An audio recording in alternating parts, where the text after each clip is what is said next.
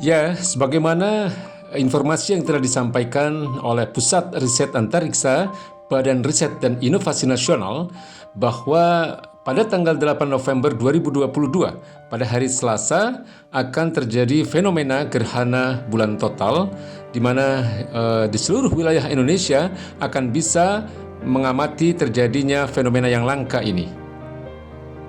Gerhana akan terjadi mulai pukul 16:09 hingga pukul 19:49. Gerhana adalah fenomena astronomi yang terjadi apabila sebuah benda di angkasa bergerak ke dalam bayangan sebuah benda angkasa lain. Adapun gerhana yang pernah terjadi di bumi adalah gerhana bulan dan gerhana matahari. Dalam Islam, fenomena gerhana merupakan salah satu tanda kebesaran Allah Subhanahu wa Ta'ala. Setiap Muslim yang mengetahui akan terjadi gerhana dianjurkan untuk melaksanakan sholat sunnah gerhana, baik itu gerhana matahari ataupun gerhana bulan. Hal ini sebagaimana yang disebutkan di dalam sebuah hadis, "Inna syamsa wal qamar ayatani min ayatillah. La yakhsifani li mauti ahadin wala li hayatihi. Fa idza ra'aitum dzalika fad'ullah wa kabbiru wa shallu wa tasaddaqu." Sesungguhnya matahari dan bulan adalah dua tanda di antara tanda-tanda kekuasaan Allah. Gerhana ini tidak terjadi karena kematian seseorang atau lahirnya seseorang. Jika melihat hal tersebut, maka berdoalah kepada Allah, bertakbirlah, kerjakanlah sholat, dan bersedekahlah. Hadis riwayat Bukhari Muslim. Tata cara sholat gerhana sebenarnya tidak jauh berbeda dengan sholat pada umumnya. Perbedaannya hanyalah terletak pada waktu pelaksanaannya yang lebih lama. Sholat sunnah gerhana matahari pertama kali disyariatkan pada tahun kedua Hijriah, sedangkan sholat sunnah gerhana bulan pada tahun kelima Hijriah. Mayoritas ulama menyatakan hukum menjalankan sholat gerhana adalah sunnah muakkadah, yaitu sunnah yang dikuatkan. Pendapat ini didasarkan pada salah satu surat dalam Al-Quranul Karim, "Wa min ayatihil lailu wan naharu wasyamsu wal qamar, la tasjudu lisyamsi wala lil qamar, wasjudu lillahi alladzi khalaqahunna in kuntum iyyahu ta'budun." Dan sebagian dari tanda-tanda kebesarannya ialah malam, siang, matahari, dan bulan. Janganlah bersujud kepada matahari dan jangan pula bersujud kepada bulan. Tetap bersujudlah kepada Allah Subhanahu wa Ta'ala yang menciptakan keduanya jika kamu hanya menyembah kepadanya. Quran Surat Fussilat ayat 37.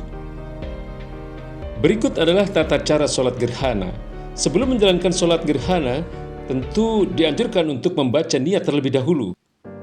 Lalu sebagaimana biasa, seperti sholat-sholat yang lain, pertama kali adalah melaksanakan takbiratul ihram. Lalu membaca doa iftitah dalam hati, kemudian sebagaimana biasa, membaca surat Al-Fatihah, dijaharkan, dikeraskan, kemudian membaca surat di dalam Al-Quran. Nah, untuk itu di dalam rakaat pertama ini, disarankan untuk membaca surat yang agak panjang.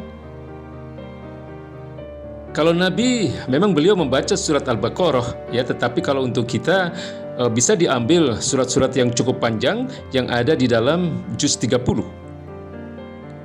Tapi terserah kepada kita, yang jelas sunnahnya adalah membaca surat yang agak panjang.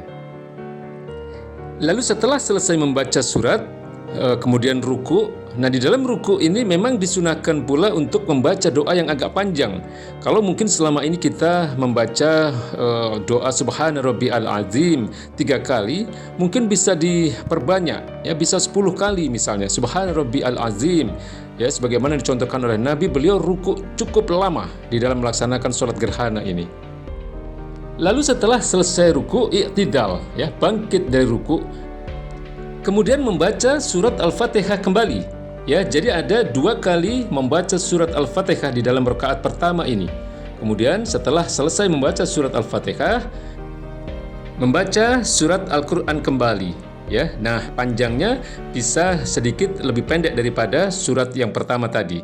Jadi di dalam rakaat pertama ini ada 2 kali membaca suratul Fatihah dan 2 kali membaca surat di dalam Al-Quran. Lalu setelah selesai membaca surah dalam Al-Quran, rukuk kembali.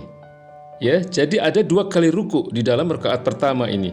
Nah, di dalam rukuk yang kedua ini bisa membaca doa kembali, dan doa tersebut bisa lebih pendek daripada rukuk yang pertama tadi.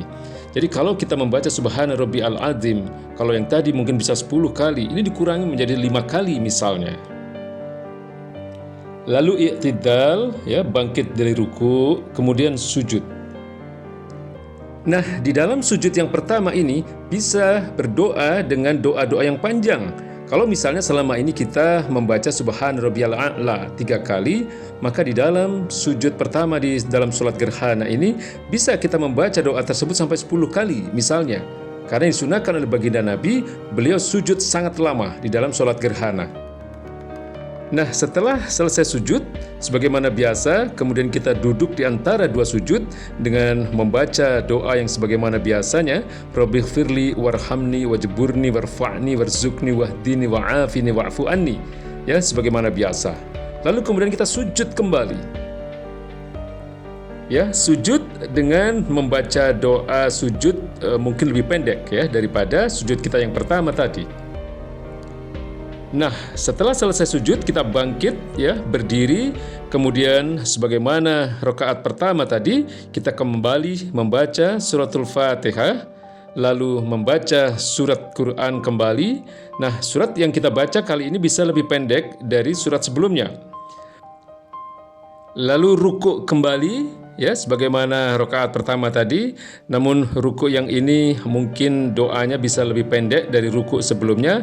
Lalu i'tidal ya, setelah rukuk selesai kita bangkit ya, beri'tidal, kemudian membaca suratul Fatihah lagi ya sebagaimana rakaat pertama tadi, lalu kemudian membaca surat Al-Qur'an kembali, kemudian rukuk ya, kemudian dari rukuk bangkit kembali i'tidal ya, persis sebagaimana yang dilakukan pada rakaat pertama tadi, hanya saja mungkin surat Qur'annya bisa lebih pendek dan doa rukuknya juga bisa lebih pendek.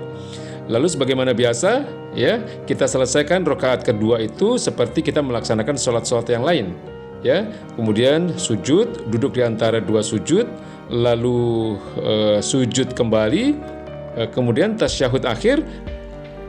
Lalu sebagaimana sholat-sholat yang lain, maka sholat gerhana ini pun diakhiri dengan salam. Maka selesailah sholat gerhana itu.